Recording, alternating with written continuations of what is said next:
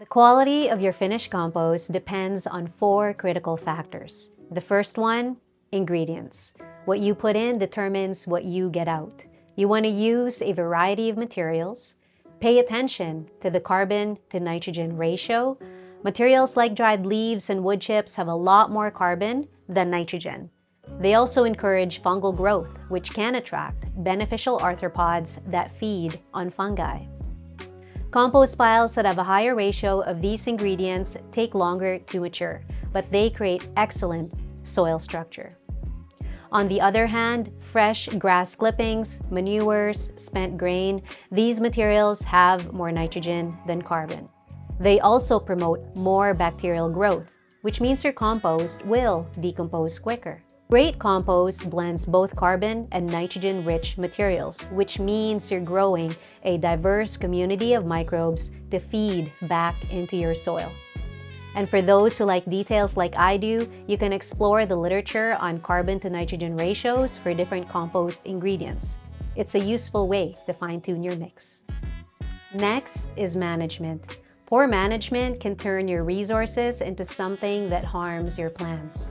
If you're using manures or weedy materials, maintain thermophilic temperatures between 55 degrees Celsius to less than 70 degrees Celsius, ideally, to eliminate pathogens and weed seeds. You also want to ensure sufficient airflow throughout your pile. While some anaerobic spots are inevitable, aim for predominantly aerobic conditions. And finally, moisture. Maintain 40 to 60% moisture. It should feel like a wrung-out sponge. Trust your nose. Your body knows. Your compost should never have an ammonia, vinegar, or rotten egg smell. These odors indicate anaerobic conditions and nutrient loss. The last key pieces in making great compost are your environment and the season. Your compost doesn't exist in a vacuum. It's shaped by where you make it and the time of year. First is protection. Give your pile some shelter from heavy rain, harsh sun, or strong winds. A bit of cover helps keep moisture and temperature more consistent. Second, wildlife. Depending on where you live, you may need to tweak your setup to keep out rodents or even larger visitors like bears.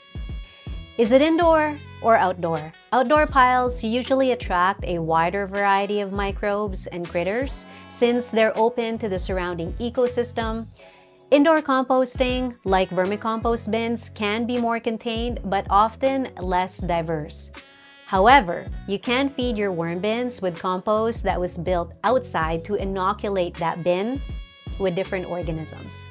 Finally, consider seasonal resources. Remember, what you add will change with the seasons. Fall leaves, summer grass clippings, winter kitchen scraps all bring something different to the mix.